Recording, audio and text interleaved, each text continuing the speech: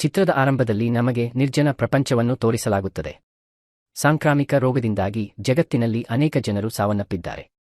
ಮನುಷ್ಯರನ್ನು ನಿರ್ಮೂಲನೆ ಮಾಡಿದ ಸೋಂಕು ಪ್ರಾಣಿಗಳ ಮೇಲೆ ಪರಿಣಾಮ ಬೀರಲಿಲ್ಲ. ಈಗ ರಸ್ತೆಗಳಲ್ಲಿ ಸಂಚಾರ ಇರಲಿಲ್ಲ, ಕಾರ್ಖಾನೆಗಳು ಮುಚ್ಚಲ್ಪಟ್ಟವು. ದೀರ್ಘಕಾಲದವರೆಗೆ ಮಾಲಿನ್ಯವಿಲ್ಲದ ಕಾರಣ ಪ್ರಕೃತಿಯು ಭೂಮಿಯನ್ನು ಮತ್ತೆ ಜೀವಂತಗೊಳಿಸಿತು. ಎಲ್ಲೆಲ್ಲೂ ಹಸಿರಿನಿಂದ ಕಂಗೊಳಿಸುತ್ತಿದ್ದ ಪ್ರಾಣಿಗಳು ಈ ಪರಿಸರದಲ್ಲಿ ನೆಮ್ಮದಿಯಿಂದ ಬದುಕುತ್ತಿವೆ.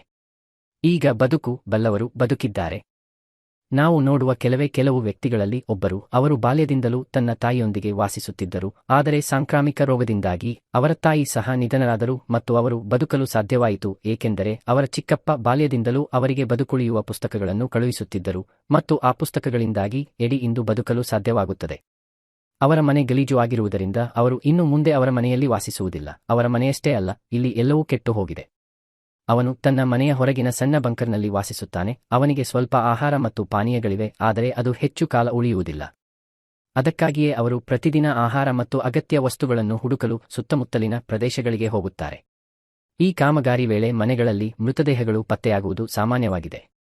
ಎಡ್ಡಿ ಕೂಡ ತನ್ನ ಏರಿಯಾದಲ್ಲಿ ವಾಸಿಸುವ ಒಂಟಿ ವ್ಯಕ್ತಿಯಾಗಿದ್ದು, ಆತನ ಇಡೀ ಪ್ರದೇಶವನ್ನು ಶೋಧಿಸಿದ್ದಾರೆ. ಅವನ ಪ್ರದೇಶದಲ್ಲಿ ಅವನಿಗೆ ಬೇಕಾದ ವಸ್ತುಗಳು ಈಗ ಖಾಲಿಯಾಗಿವೆ. ಅವನ ಬಳಿ ಸೈಕಲ್ ಮಾತ್ರ ಇದೆ. ದೂರ ಹೋಗುವಾಗ ಒಬ್ಬ ವ್ಯಕ್ತಿ ಸಿಕ್ಕರೆ ಹಸಿವಿನಿಂದ ಸಾಯುತ್ತಾನೆ ಎಂಬ ಭಯದಿಂದ ಅವನು ದೂರ ಹೋಗಲು ಬಯಸುವುದಿಲ್ಲ. ಬಡ ಎಡ್ಡಿ ಅವರ ಜೀವನದಿಂದ ತುಂಬಾ ಬೇಸರವಾಗಿತ್ತು.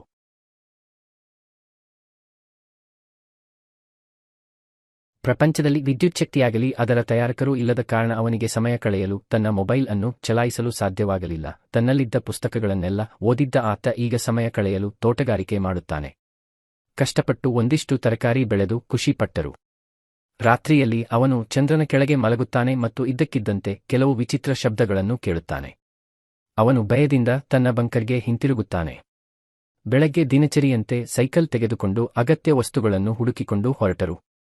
ಮನೆಯೊಂದರ ಮೇಲ್ಚಾವಣಿಯ ಮೇಲೆ ಸಣ್ಣ ಸೌರ ಫಲಕವನ್ನು ಅವರು ಕಂಡುಕೊಂಡರು. ಅವನು ಅದನ್ನು ನೋಡಿ ಸಂತೋಷಪಡುತ್ತಾನೆ. ಅವನು ಅದನ್ನು ಮನೆಗೆ ತಂದು ಫೋನ್ ಅನ್ನು ಚಾರ್ಜ್ ಮಾಡಿದನು. ಫೋನ್ ಚಾರ್ಜ್ ಮಾಡಿದ ನಂತರ ಹಾಡುಗಳನ್ನು ಕೇಳುತ್ತಾನೆ ಮತ್ತು ಸಾಧ್ಯವಾದಷ್ಟು ಆನಂದಿಸುತ್ತಾನೆ. ಅದರ ನಂತರ ಅವನು ತನ್ನ ತಾಯಿಯ ವಿಡಿಯೋವನ್ನು ಫೋನ್ನಲ್ಲಿ ನೋಡುತ್ತಾನೆ ಮತ್ತು ತುಂಬಾ ದುಃಖಿತನಾಗುತ್ತಾನೆ. ಅವನು ಬಹಳ ಸಮಯದ ನಂತರ ತನ್ನ ತಾಯಿಯನ್ನು ನೋಡುತ್ತಿದ್ದನು, ಆದರೆ ಇನ್ನೂ ಅವಳೊಂದಿಗೆ ಮಾತನಾಡಲು ಸಾಧ್ಯವಾಗಲಿಲ್ಲ. ಅವರ ಫೋನ್ ಆಫ್ ಆಗುವವರೆಗೂ ಅವರು ಈ ವಿಡಿಯೋಗಳನ್ನು ವೀಕ್ಷಿಸುತ್ತಾರೆ. ಅದರ ನಂತರ ಅವನು ತೋಟಕ್ಕೆ ಹಿಂತಿರುಗುತ್ತಾನೆ ಮತ್ತು ರಾತ್ರಿಯಲ್ಲಿ ಅವನು ಕೇಳಿದ ಧ್ವನಿಗಳು ಪ್ರಾಣಿಗಳ ಧ್ವನಿ ಎಂದು ಕಂಡುಕೊಳ್ಳುತ್ತಾನೆ. ಆ ಪ್ರಾಣಿಗಳು ಅವನು ಬೆಳೆದ ಎಲ್ಲಾ ತರಕಾರಿಗಳನ್ನು ನಾಶಮಾಡಿದ್ದವು. ಇದನ್ನೆಲ್ಲ ನೋಡಿದ ಅವನಿಗೆ ಏನೂ ಅರ್ಥವಾಗುತ್ತಿಲ್ಲ. ಅವನ ಎಲ್ಲಾ ಭರವಸೆಗಳು ಈಗ ಮುಗಿದವು. ಅವರು ಈಗ ಈ ತರಕಾರಿಗಳ ಬೀಜಗಳನ್ನು ಸಂಗ್ರಹಿಸುತ್ತಾರೆ. ಅವರಿಂದಲೇ ಮತ್ತೆ ತರಕಾರಿ ಬೆಳೆಯಬಹುದಿತ್ತು, ಆದರೆ ಮತ್ತೆ ಇಷ್ಟು ದಿನ ತಿನ್ನಲು ಕಾದು ಕುಳಿತಿದ್ದರಿಂದ ಕೋಪಗೊಂಡು ಸಿಟ್ಟಿಗೆದ್ದು ತನ್ನ ಕಾಲಿಗೆ ತಾವೇ ಕೊಡಲಿ ಏಟು ಹಾಕಿಕೊಳ್ಳುತ್ತಾರೆ. ಅವನ ಕಾಲಿನಲ್ಲಿ ರಕ್ತಸ್ರಾವವಾಗುತ್ತದೆ. ಅದು ಸೋಂಕಿನ ಸಾಧ್ಯತೆಯನ್ನು ಹೆಚ್ಚಿಸುತ್ತದೆ. ಅವನು ಸಾಯಬಹುದು. ಅದಕ್ಕಾಗಿಯೇ ಅವನು ತನ್ನ ಕೆಲವು ಬದುಕುಳಿಯುವ ಪುಸ್ತಕಗಳನ್ನು ತೆಗೆದು ತನಗಾಗಿ ಔಷಧವನ್ನು ತಯಾರಿಸುತ್ತಾನೆ ಮತ್ತು ಅವನ ಗಾಯದ ಮೇಲೆ ಹಾಕುತ್ತಾನೆ. ರಾತ್ರಿ ಚಿಕ್ಕಪ್ಪ ಚಿಕ್ಕಮ್ಮನ ಫೋಟೋ ನೋಡಿ ಅವರು ಬದುಕಿರಬೇಕು ಎಂದುಕೊಳ್ಳುತ್ತಾರೆ. ಅವರಿಂದಲೇ ನಾನು ಬದುಕಲು ಬಂದಿದ್ದೇನೆ ಮತ್ತು ಅವರು ಚೆನ್ನಾಗಿ ಬದುಕುತ್ತಿರಬೇಕು. ನಾನೇಕೆ ಅವರ ಬಳಿಗೆ ಹೋಗಬಾರದು ಎಂದು ಅವನು ಈಗ ಯೋಚಿಸುತ್ತಾನೆ. ಜೀವನವು ಈ ರೀತಿ ಸ್ವಲ್ಪ ಸುಲಭವಾಗಬಹುದು, ಆದರೆ ಚಕ್ರದ ಮೂಲಕ ಇದನ್ನು ಮಾಡುವುದು ಕಷ್ಟಕರವಾಗಿತ್ತು. ಅವನು ಮೊದಲು ಒಂದು ಯೋಜನೆಯನ್ನು ಮಾಡುತ್ತಾನೆ ಮತ್ತು ಅವನು ತನ್ನ ಚಿಕ್ಕಪ್ಪನ ಮನೆಗೆ ತಲುಪುವ ಮಾರ್ಗವನ್ನು ನಿರ್ಧರಿಸುತ್ತಾನೆ. ಎಲ್ಲವೂ ಸರಿಯಾಗಿ ನಡೆದರೆ 2 ವಾರಗಳು ತೆಗೆದುಕೊಳ್ಳಬಹುದು. ಈ ರಾತ್ರಿ ಅವನಿಗೆ ತುಂಬಾ ಕಷ್ಟಕರವಾಗಿತ್ತು, ಏಕೆಂದರೆ ಅವನು ಬಹಳಷ್ಟು ವಸ್ತುಗಳನ್ನು ಸಂಗ್ರಹಿಸಿದ್ದ ತನ್ನ ಮನೆಯನ್ನು ಬಿಡಬೇಕಾಗಿತ್ತು. ಹೇಗಿದ್ದರೂ ಮರುದಿನ ಬೆಳಗ್ಗೆ ಹೊರಟು ಬೆಳಗ್ಗೆಯಿಂದ ಸಂಜೆಯವರೆಗೆ ಸೈಕಲ್ ತುಳಿಯುತ್ತಿದ್ದರು. ರಾತ್ರಿ ತೊಟ್ಟಿಯಲ್ಲಿ ಮಲಗಿ ದಾರಿಯಲ್ಲಿ ತಿನ್ನಬೇಕಾಗಿದ್ದ ಸಾಮಾನುಗಳನ್ನು ಬಳಸುತ್ತಿದ್ದದ್ದು ಒಳಿತು ಎಂದರೆ ದಾರಿಯಲ್ಲಿ ಅಡ್ಡಿ ಕಟ್ಟಡ ಕಂಡರೆ ಅಲ್ಲಿಂದಲೂ ಒಂದಷ್ಟು ವ್ಯವಸ್ಥೆ ಮಾಡುತ್ತಿದ್ದರು. 1 ವಾರ ಎಲ್ಲವೂ ಚೆನ್ನಾಗಿತ್ತು, ಆದರೆ ಒಂದು ರಾತ್ರಿ ಅವನು ಎಚ್ಚರವಾದಾಗ ಜಿಂಕೆ ತನ್ನ ನೀರನ್ನೆಲ್ಲ ಹಾಳು ಮಾಡಿರುವುದನ್ನು ನೋಡುತ್ತಾನೆ. ಇದಲ್ಲದೆ ಅವರ ಸೋಲಾರ್ ಚಾರ್ಜರ್ ಅನ್ನು ಜಿಂಕೆ ಮುರಿದಿದೆ. ಅದರ ಸಹಾಯದಿಂದ ಅವನು ತನ್ನ ಫೋನ್ ಅನ್ನು ಚಾರ್ಜ್ ಮಾಡಲು ಸಾಧ್ಯವಾಯಿತು. ಇದನ್ನು ನೋಡಿ ಅವನು ತನ್ನ ಎಲ್ಲಾ ಪಿಸ್ತೂಲ್ ಬುಲೆಟ್ಗಳನ್ನು ವ್ಯರ್ಥವಾಗಿ ಹೊಡೆದನು. ಅವನು ಎಷ್ಟು ಕೋಪಗೊಳ್ಳುತ್ತಾನೆ. ಅದರ ನಂತರ ಅವನು ತಾನು ಮಾಡಿದ್ದಕ್ಕೆ ಪಶ್ಚಾತ್ತಾಪ ಪಡುತ್ತಾನೆ. ಅವನು ಮುಂದೆ ಸಾಗುತ್ತಲೇ ಇದ್ದನು ಮತ್ತು ದಾರಿಯಲ್ಲಿ ಒಂದು ನದಿಯನ್ನು ಕಂಡುಕೊಂಡನು. ಅದನ್ನು ನೋಡಿ ಅವನು ತುಂಬಾ ಸಂತೋಷಪಟ್ಟನು, ಏಕೆಂದರೆ ನೀರು ಮತ್ತೆ ಜೋಡಿಸಲ್ಪಟ್ಟಿತು. ನೀರು ಸಂಗ್ರಹಿಸಿದ ನಂತರ ಅಲ್ಲಿಂದ ಹೊರಟಾದ ರಸ್ತೆಯನ್ನು ಹತ್ತಿದರು. ಅವನು ತುಂಬಾ ವೇಗವಾಗಿ ಸೈಕಲ್ ತುಳಿಯುತ್ತಿದ್ದನು. ಇದ್ದಕ್ಕಿದ್ದಂತೆ ಅವನ ಸೈಕಲ್ ಹೊಂಡಕ್ಕೆ ಬಿದ್ದಿತು. ಈ ಹಳ್ಳವನ್ನು ಕೆಲವು ವಸ್ತುಗಳಿಂದ ಮುಚ್ಚಲಾಗಿತ್ತು ಎಂದರೆ ಯಾರೋ ಈ ಬಲೆಯನ್ನು ಮಾಡಿದ್ದಾರೆ ಎಂದು ಸ್ಪಷ್ಟವಾಗಿ ಅರ್ಥ. ಅವನು ಕೂಡ ಈ ಹಳ್ಳದಿಂದ ಹೊರಬರಲು ಪ್ರಯತ್ನಿಸುತ್ತಾನೆ, ಆದರೆ ವಿಫಲನಾಗುತ್ತಾನೆ. ತನ್ನನ್ನು ನೋಡಲು ಯಾರಾದರೂ ಬರುತ್ತಾರೆ ಮತ್ತು ಸಹಾಯ ಮಾಡುತ್ತಾರೆ ಎಂದು ಅವರು ಸಾಕಷ್ಟು ಪಟಾಕಿಗಳನ್ನು ಹಚ್ಚಿದರು. ಆದರೆ ಯಾರೂ ಬರಲಿಲ್ಲ. ಬೆಳಿಗ್ಗೆ ಯಾರೋ ಅವನನ್ನು ಗಮನಿಸುತ್ತಿದ್ದಾರೆಂದು ಅವನು ಗಮನಿಸುತ್ತಾನೆ. ಆಡ್ಡಿ ಯೋಚಿಸದೆ ಗುಂಡು ಹಾರಿಸುತ್ತಾನೆ. ಇಲ್ಲಿದ್ದವಳು ಹುಡುಗಿ, ಆದರೆ ಅವಳು ಅಡ್ಡಿಯ ಗುಂಡಿನಿಂದ ಪಾರಾಗಿದ್ದಾಳೆ. ಈ ಹುಡುಗಿ ಅಡ್ಡಿಗೆ ನೀನು ನಿನ್ನ ಆಯುಧಗಳನ್ನು ಕೊಡು, ಈ ಹಳ್ಳದಿಂದ ಹೊರಬರಲು ನಾನು ನಿನಗೆ ಸಹಾಯ ಮಾಡುತ್ತೇನೆ ಎನ್ನುತ್ತಾಳೆ. ಮೊದಲು ಅಡ್ಡಿ ಅವಳ ಮಾತನ್ನು ಕೇಳುವುದಿಲ್ಲ, ಆದರೆ ತನಗೆ ಇದಕ್ಕಿಂತ ಬೇರೆ ದಾರಿಯಿಲ್ಲ ಎಂದು ಅವನು ಭಾವಿಸಿದಾಗ ಅವನು ಆ ಹುಡುಗಿಗೆ ಗನ್ ನೀಡುತ್ತಾನೆ. ಆದರೆ ಅವನು ಆ ಹುಡುಗಿಗೆ ಗುಂಡುಗಳನ್ನು ಕೊಟ್ಟು ಆ ಹುಡುಗಿ ಅವನನ್ನು ನಿರ್ಮೂಲನೆ ಮಾಡುವಷ್ಟು ಮೂರ್ಖನಲ್ಲ. ಗನ್ ತೆಗೆದುಕೊಂಡ ನಂತರ ಈ ಹುಡುಗಿ ಅಡ್ಡಿಗೆ ಹೇಳುತ್ತಾಳೆ, ನೀವು ಸೋಂಕಿತ ವ್ಯಕ್ತಿಯಲ್ಲ ಎಂದು ಸಾಬೀತುಪಡಿಸುತ್ತೀರಿ. ಇದಾದ ಮೇಲೆ ಅಡ್ಡಿ ತನ್ನ ಅಂಗಿಯನ್ನು ಮೇಲಕ್ಕೆ ಹಾಕಿಕೊಂಡು ಸೋಂಕಿನಿಂದಾಗಿ ತನ್ನ ದೇಹದಲ್ಲಿ ಯಾವುದೇ ಗುರುತು ಇಲ್ಲ ಎಂದು ತೋರಿಸುತ್ತಾನೆ. ಕೂಡ ತನ್ನ ದೇಹವನ್ನು ತೋರಿಸುತ್ತಾಳೆ ಮತ್ತು ತನಗೂ ಯಾವುದೇ ರೀತಿಯ ಸೋಂಕು ಇಲ್ಲ ಎಂದು ಮನವರಿಕೆ ಮಾಡುತ್ತಾಳೆ. ಈಗ ಅಡ್ಡಿಯನ್ನು ಪಿಟ್ನಿಂದ ಹೊರತೆಗೆದು ತನ್ನ ಬುಲೆಟ್ಗಳನ್ನು ಕೊಡುವಂತೆ ಕೇಳುತ್ತಾಳೆ, ಆದರೆ ಅವನು ನಿರಾಕರಿಸುತ್ತಾನೆ. ಅವರು ನಿದ್ರೆಗೆ ಬುಲೆಟ್ಗಳ ಬಗ್ಗೆ ಕೇಳುತ್ತಿದ್ದಳು. ಅಡಿ ಬುಲೆಟ್ಗಳ ಬಗ್ಗೆ ಹೇಳುತ್ತಿದ್ದಂತೆ ಗುಂಡುಗಳನ್ನು ಗಂಗೆ ಹಾಕಿಕೊಂಡು ಓಡಿ ಹೋಗುತ್ತಾಳೆ. ಯಾಕೆ ಹೀಗೆ ಮಾಡಿದೆ ಎಂದು ಅಡ್ಡಿಗೆ ಅರ್ಥವಾಗಲಿಲ್ಲ. ಇದ್ದಕ್ಕಿದ್ದಂತೆ ಅವನು 3 ಜನರ ಧ್ವನಿಯನ್ನು ಕೇಳಿದನು ಮತ್ತು ಈ ಜನರಿಂದ ಓಡಿಹೋದನೆಂದು ಅವನು ಅರ್ಥಮಾಡಿಕೊಂಡನು. 3 ವ್ಯಕ್ತಿಗಳು ಶಸ್ತ್ರಾಸ್ತ್ರಗಳನ್ನು ಹೊಂದಿದ್ದರು ಮತ್ತು ಈ 3 ಅತ್ಯಂತ ಕ್ರೂರವಾಗಿ ಕಾಣುತ್ತಿದ್ದರು. ಅವುಗಳಿಂದ ತಪ್ಪಿಸಿಕೊಳ್ಳಲು ಅಡ್ಡಿ ಪೊದೆಗಳಲ್ಲಿ ಅಡಗಿಕೊಳ್ಳುತ್ತದೆ. ಮತ್ತೊಂದೆಡೆ ಮರದ ಮೇಲೆ ಇದ್ದಳು ಮತ್ತು ಅವಳು 3 ಮೇಲೆ ಬಂದೂಕನ್ನು ತೋರಿಸಿದಳು. ಅವರು ಇಲ್ಲಿ ಆಡಿನ ಶಿಬಿರವನ್ನು ನೋಡಿದರು. ಅವರು ಈ ಶಿಬಿರದಲ್ಲಿ ಯಾರಿದ್ದಾರೆ ಎಂದು ಕಂಡುಹಿಡಿಯಲು ಬಯಸಿದ್ದರು. ಈ ಶಿಬಿರದ ಮಾಲೀಕರನ್ನು ಕಂಡುಹಿಡಿಯುವ ಮೂಲಕ ಅವರು ಮರದ ಮುಂದೆ ಕುಳಿತಿರುವ ಇವಾವನ್ನು ತಲುಪುತ್ತಾರೆ ಎಂದು ಅಡ್ಡಿ ಭಾವಿಸುತ್ತಾನೆ. ಅವಳ ಜೀವಕ್ಕೆ ಅಪಾಯವಿದೆ, ಆದ್ದರಿಂದ ಅವನು ಬೇಗನೆ ತನ್ನ ದೇಹದ ಮೇಲೆ ಕೆಲವು ಹೂವುಗಳ ಮೂಲಕ ಸೋಂಕಿನಂತೆ ಗುರುತು ಹಾಕುತ್ತಾನೆ ಮತ್ತು ಅಂತಹ ಸ್ಥಳಕ್ಕೆ ಹೋಗಿ ಅವನನ್ನು ನೋಡಿದ ಸ್ಥಳದಲ್ಲಿ ಮಲಗುತ್ತಾನೆ. ಅವರು ಹತ್ತಿರ ಬಂದಾಗ ಅವರು ಸೋಂಕಿನಿಂದ ಅಡಿಡಿ ಸತ್ತಿದ್ದಾರೆ ಎಂದು ಭಾವಿಸುತ್ತಾರೆ. ಇದರರ್ಥ ಅಡಿ ಅವರ ಯೋಜನೆ ಕೆಲಸ ಮಾಡಿದೆ. ಈಗ ಈ ಜನರು ಶಿಬಿರದ ಬಗ್ಗೆ ತಿಳಿದುಕೊಂಡಿದ್ದರಿಂದ ಅವರು ಅಲ್ಲಿಂದ ಹೊರಟು ಹೋದರು. ಅಡ್ಡಿ ಮತ್ತು ಮತ್ತೆ ತಮ್ಮ ಶಿಬಿರವನ್ನು ಸ್ಥಾಪಿಸಿದರು ಮತ್ತು ಇಲ್ಲಿ ಗರ್ಭಿಣಿ ಎಂದು ಆಡ್ಡಿಗೆ ತಿಳಿದುಬಂದಿದೆ. ಅವನು ತನ್ನ ಗಂಡನ ಬಗ್ಗೆ ಇವಾಳನ್ನು ಕೇಳುತ್ತಾನೆ. ಅವನು ಸತ್ತಿದ್ದಾನೆ ಎಂದು ಅವಳು ಹೇಳುತ್ತಾಳೆ. ಅವರು ತಮ್ಮ ಆಹಾರವನ್ನು ತಿನ್ನುವಾಗ ಆ ಮನುಷ್ಯರಿಂದ ತಪ್ಪಿಸಿಕೊಳ್ಳಲು ಅವಶೇಷಗಳಲ್ಲಿ ಅಡಗಿಕೊಳ್ಳುತ್ತಾರೆ. ಅಡಿ ದೂರದಿಂದ ಹೋಗಿ 2 ಸೈಕಲ್ ವ್ಯವಸ್ಥೆ ಮಾಡುತ್ತಾನೆ ಮತ್ತು ಅವನು ತನ್ನೊಂದಿಗೆ ಇವಾವನ್ನು ಕರೆದುಕೊಂಡು ಹೋಗಬೇಕೆಂದು ನಿರ್ಧರಿಸಿದನು. ಪ್ರಯಾಣದ ಅರ್ಧ ಭಾಗವನ್ನು ಅಡ್ಡಿ ಮಾಡಿದರು. ಅವನು ತನ್ನ ಚಿಕ್ಕಪ್ಪನ ಬಳಿಗೆ ಹೋಗಲು ಕೇವಲ 1 ವಾರವನ್ನು ತೆಗೆದುಕೊಂಡನು. ಆದರೆ ಅವನೊಂದಿಗೆ ಹೋಗಲು ಸಿದ್ಧನಾಗಿರಲಿಲ್ಲ, ಏಕೆಂದರೆ ಅವಳ ಪ್ರಕಾರ ಅಡ್ಡಿಯ ಚಿಕ್ಕಪ್ಪ ವಾಸಿಸುವ ಪ್ರದೇಶವು ಸ್ವಲ್ಪವೂ ಸುರಕ್ಷಿತವಲ್ಲ. ಆದರೆ ಅಡ್ಡಿಗೆ ಅವನ ಚಿಕ್ಕಪ್ಪನ ಮೇಲೆ ಸಂಪೂರ್ಣ ನಂಬಿಕೆ ಇತ್ತು. ಅವನು ಹೇಳುತ್ತಾನೆ, ನೀವು ನನ್ನೊಂದಿಗೆ ಬರದಿದ್ದರೆ ಪರವಾಗಿಲ್ಲ, ಆದರೆ ನಾನು ಖಂಡಿತವಾಗಿಯೂ ಹೋಗುತ್ತೇನೆ. ಇವಾಗೆ ಬೇರೆ ದಾರಿಯಿಲ್ಲದ ಕಾರಣ ಅವಳು ಸಹ ಒಪ್ಪಿಕೊಂಡಳು. ಇಬ್ಬರೂ ಹೊರಡುತ್ತಾರೆ.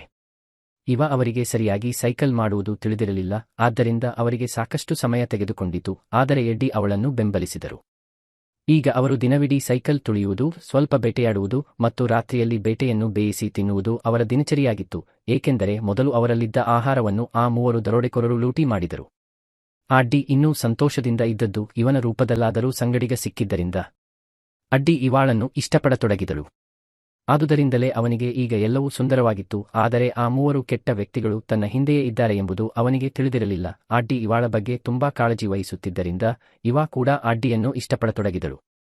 ದಾರಿಯಲ್ಲಿ ಮತ್ತು ಅಡ್ಡಿ ಕೊಳವನ್ನು ಪಡೆಯುತ್ತಾರೆ. ಅಡಿ ಈಜಲು ಕೊಳಕ್ಕೆ ಹಾರುತ್ತಾರೆ.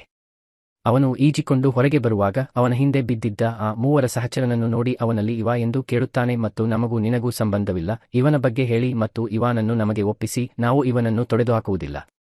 ಏಕೆಂದರೆ ಅವರಿಗೆ ಸಂಪನ್ಮೂಲವಾಗಿ ಕೆಲಸ ಮಾಡುತ್ತಿದೆ. ಇವಾದಿಂದ ಹುಟ್ಟುವ ಮಗುವನ್ನು ಅವರು ತಿನ್ನುತ್ತಾರೆ. ಅವರಿಗೆ ಅನ್ಯಾಯ ಮಾಡುತ್ತಿದ್ದಾನೆ ಎಂಬ ಕಾರಣಕ್ಕೆ ಅವರಿಂದ ಓಡಿಹೋಗುತ್ತಿದ್ದಾಳೆ ಎಂದು ಅಡ್ಡಿಗೆ ಅರ್ಥವಾಗಿತ್ತು. ಆ ಮನುಷ್ಯನು ಮತ್ತೆ ಅಡ್ಡಿಯೊಂದಿಗೆ ಮಾತನಾಡುತ್ತಾನೆ, ನೀವು ಈ ಜೀವನವನ್ನು ಪ್ರೀತಿಸುತ್ತಿದ್ದರೆ ಇವನ್ನು ಬಿಟ್ಟುಬಿಡಿ, ಇಲ್ಲದಿದ್ದರೆ ನಾವು ನಿಮ್ಮನ್ನು ತೊಡೆದುಹಾಕುತ್ತೇವೆ, ಏಕೆಂದರೆ ಬದುಕುಳಿಯುವ ಆಟದಲ್ಲಿ ಯಾವುದೇ ಸ್ಪರ್ಧೆಯಿಲ್ಲ. ಅಂತಹ ಕೆಟ್ಟ ವಿಷಯಗಳ ಹೊರತಾಗಿಯೂ ಅಡ್ಡಿ ಹೆದರುವುದಿಲ್ಲ. ಅವನು ಇವಾಳನ್ನು ಕರೆದುಕೊಂಡು ತನ್ನ ಗಮ್ಯಸ್ಥಾನದ ಕಡೆಗೆ ಚಲಿಸುತ್ತಲೇ ಇರುತ್ತಾನೆ. ಕೊನೆಗೆ ಕೆಲವು ದಿನಗಳ ಪ್ರಯಾಣದ ನಂತರ ಚಿಕ್ಕಪ್ಪನ ಮನೆ ತಲುಪುತ್ತಾರೆ. ಇಲ್ಲಿಗೆ ತಲುಪಲು ತುಂಬಾ ಸಂತೋಷವಾಯಿತು, ಏಕೆಂದರೆ ಅವಳು ಮಲಗಲು ಹಾಸಿಗೆ ಮತ್ತು ತಿನ್ನಲು ಸ್ವಲ್ಪ ಊಟವನ್ನು ಪಡೆಯುತ್ತಿದ್ದಳು. ಆದರೆ ಇಲ್ಲಿ ಅವನು ತನ್ನ ಚಿಕ್ಕಪ್ಪನನ್ನು ಮನೆಯಲ್ಲಿ ನೋಡದ ಕಾರಣ ಇಲ್ಲಿ ಅಡ್ಡಿ ತುಂಬಾ ಚಿಂತಿತನಾಗಿದ್ದನು. ಅವನು ಮನೆಯಿಂದ ಹೊರಗೆ ಬಂದಾಗ ಅವನ ಭಯವು ವಾಸ್ತವಕ್ಕೆ ತಿರುಗುತ್ತದೆ, ಏಕೆಂದರೆ ಅವನ ಚಿಕ್ಕಪ್ಪ ಕೂಡ ಸತ್ತರು ಮತ್ತು ಮನೆಯ ಹೊರಗೆ ಅವನಿಗೆ ಸಮಾಧಿ ಇತ್ತು. ಅವರ ಕೊನೆಯ ಭರವಸೆಯೂ ಇಲ್ಲವಾಗಿದೆ. ಅವನು ತನ್ನ ಚಿಕ್ಕಪ್ಪನ ಆಧಾರದ ಮೇಲೆ 3 ವಿರುದ್ಧ ದ್ವೇಷ ಸಾಧಿಸಿದನು. ಈ ಎಲ್ಲಾ ವಿಷಯಗಳ ಬಗ್ಗೆ ಅಡಿಡಿ ದುಃಖ ಮತ್ತು ಚಿಂತಿತನಾಗಿದ್ದಾನೆ. ಅವನು ಬಳಿಗೆ ಹೋಗಿ ಆ ಪುರುಷರ ವಾಸ್ತವವನ್ನು ಕೇಳುತ್ತಾನೆ. ಇವ ಈ ಸಮಯದಲ್ಲಿ ಏನನ್ನೂ ಮುಚ್ಚಿಡುವುದಿಲ್ಲ ಮತ್ತು ಅವರ ಸಹೋದರ ತನಗೆ ಅನ್ಯಾಯ ಮಾಡುತ್ತಿದ್ದಾಗ ಅವಳು ಅವನನ್ನು ಎಲಿಮಿನೇಟ್ ಮಾಡಿ ಓಡಿಹೋದಳು ಎಂದು ಹೇಳುತ್ತಾಳೆ. ಈ ಮೂವರು ಅವಳನ್ನು ಹಿಂಬಾಲಿಸುತ್ತಲೇ ಇದ್ದರು, ಆದರೆ ಇವ ಅಡ್ಡಿಗೆ ಏನನ್ನೂ ಹೇಳಲಿಲ್ಲ ಮತ್ತು ಅದಕ್ಕಾಗಿಯೇ ಅವರಿಬ್ಬರ ನಡುವೆ ಜಗಳವಾಗಿದೆ. ಇವ ಅಳುತ್ತಲೇ ಇದ್ದಳು ಮತ್ತು ಆಡಿ ತನ್ನ ಕೆಲವು ವಸ್ತುಗಳನ್ನು ತೆಗೆದುಕೊಂಡು ಮನೆಯಿಂದ ಹೊರಗೆ ಹೋದನು. ಅಲ್ಲಿ ಅವನು ಈಗ ಆ ಪುರುಷರನ್ನು ಎದುರಿಸಿದನು. ಆ ಮೂವರು ಎಡ್ಡಿಯ ಮೇಲೆ ಗನ್ ಇಟ್ಟು ಇವಾಳನ್ನು ನಮಗೆ ಒಪ್ಪಿಸುವಂತೆ ಹೇಳಿದರು. ನೀವು ಬಯಸಿದರೆ ನಾವು ಇವಾವನ್ನು ಸಹ ಹಂಚಿಕೊಳ್ಳಬಹುದು, ಏಕೆಂದರೆ ಇದು ಈ ಹೊಸ ಪ್ರಪಂಚದ ಹೊಸ ನಿಯಮವಾಗಿದೆ. ಆದರೆ ಎಡ್ಡಿ ಅವರ ಕೆಟ್ಟ ಉದ್ದೇಶದಲ್ಲಿ ಅವರೊಂದಿಗೆ ಸೇರಲು ಬಯಸಲಿಲ್ಲ. ಅವನು ತನ್ನ ಪ್ರಾಣವನ್ನು ಉಳಿಸಿಕೊಳ್ಳಲು ಇಲ್ಲಿಂದ ಓಡಿಹೋಗುತ್ತಾನೆ ಮತ್ತು ಓಡಿಹೋಗುವ ಮೊದಲು ಅವನು ಗಾಳಿಯಲ್ಲಿ ಗುಂಡು ಹಾರಿಸುತ್ತಾನೆ. ಇದರಿಂದ ಇವ ಎಚ್ಚರಗೊಂಡು ಅವಳ ಜೀವವನ್ನು ಉಳಿಸುತ್ತಾನೆ. ಇಲ್ಲಿ ಓಡಿಹೋಗಲು ಪ್ರಯತ್ನಿಸುತ್ತಿದ್ದ ಅಡಿ ಒಬ್ಬ ವ್ಯಕ್ತಿ ಅವನನ್ನು ಹಿಡಿಯುತ್ತಾನೆ ಮತ್ತು ಮೊದಲು ಅವನು ಎಡ್ಡಿಯನ್ನು ನಿರ್ಮೂಲನೆ ಮಾಡುತ್ತಾನೆ. ಯಾರೋ ಹಿಂದಿನಿಂದ ಬಂದು ಈ ಮನುಷ್ಯನನ್ನು ನಿರ್ಮೂಲನೆ ಮಾಡುತ್ತಾನೆ. ಅದು ಅದ್ದಿಯ ಚಿಕ್ಕಮ್ಮ. ಈಗ ಇಬ್ಬರು ಪುರುಷರು ಉಳಿದಿದ್ದಾರೆ. ಅವರಲ್ಲಿ ಒಬ್ಬರು ಇವಾವನ್ನು ತಲುಪಿದ್ದರು ಮತ್ತು ಇನ್ನೊಬ್ಬರು ಅವನನ್ನು ತೊಡೆದುಹಾಕಲು ಅವನ ಕಡೆಗೆ ಓಡುತ್ತಿದ್ದರು. ಮಧ್ಯದಲ್ಲಿ ಅವನು ಚಿಕ್ಕಮ್ಮನ ಬಲೆಗೆ ಸಿಲುಕುತ್ತಾನೆ ಮತ್ತು ಬಡವನು ಅಲ್ಲಿ ಸಾಯುತ್ತಾನೆ. ಈಗ ಅಡ್ಡಿ ಮತ್ತು ಅವನ ಚಿಕ್ಕಮ್ಮ ಇವಾಳನ್ನು ರಕ್ಷಿಸಲು ಹೋಗುತ್ತಾರೆ, ಆದರೆ ಇವಾದಿಂದ ದೂರದಲ್ಲಿ ನಿಂತಿದ್ದ ಒಬ್ಬ ಕೆಟ್ಟ ವ್ಯಕ್ತಿ ಅವನನ್ನು ಗುಂಡು ಹಾರಿಸುತ್ತಾನೆ. ಅದು ಅಡ್ಡಿ ಚಿಕ್ಕಮ್ಮನ ಭುಜಕ್ಕೆ ಬಡಿಯುತ್ತದೆ. ಆ ಮನುಷ್ಯನು ಮತ್ತೊಂದು ಗುಂಡು ಹಾರಿಸುವ ಮೂಲಕ ಆಡ್ಡಿಯನ್ನು ತೊಡೆದುಹಾಕಬಹುದು. ಆದ್ದರಿಂದ ಆಡ್ಡಿ ಅಲ್ಲಿಂದ ಓಡಿಹೋಗುತ್ತಾನೆ ಮತ್ತು ಅವಕಾಶವನ್ನು ಬಳಸಿಕೊಳ್ಳುತ್ತಾನೆ. ಈ ಮನುಷ್ಯನು ಇವ ಮೇಲೆ ತನ್ನ ಕೋಪವನ್ನು ಹೊರಹಾಕಲು ಪ್ರಾರಂಭಿಸುತ್ತಾನೆ. ಅವನು ಅವಳ ಹೊಟ್ಟೆಯನ್ನು ಒದೆಯುತ್ತಾನೆ. ಇದನ್ನೆಲ್ಲ ನೋಡುತ್ತಿದ್ದ ಅಡ್ಡಿ ಈಗ ಸ್ವಲ್ಪ ಗಲಾಟೆ ಮಾಡಿ ಈ ಕೆಟ್ಟ ಮನುಷ್ಯನನ್ನು ವಿಚಲಿತಗೊಳಿಸುತ್ತಾನೆ ಮತ್ತು ಅವಕಾಶ ಬಂದಂತೆ ಇವ ಹಿಂದಿನಿಂದ ಬಾಣವನ್ನು ಹೊಡೆದು ಈ ಮನುಷ್ಯನನ್ನು ಕೊನೆಗೊಳಿಸುತ್ತಾನೆ. ಅಂತಿಮವಾಗಿ ಎಲ್ಲಾ ಅಪಾಯವೂ ಮುಗಿದಿದೆ. ಅಂತೆಯೇ ಅಡಿ, ಇವ ಮತ್ತು ಅವರ ಚಿಕ್ಕಮ್ಮ ಕುಟುಂಬವಾಗಿ ಒಟ್ಟಿಗೆ ವಾಸಿಸಲು ಪ್ರಾರಂಭಿಸುತ್ತಾರೆ.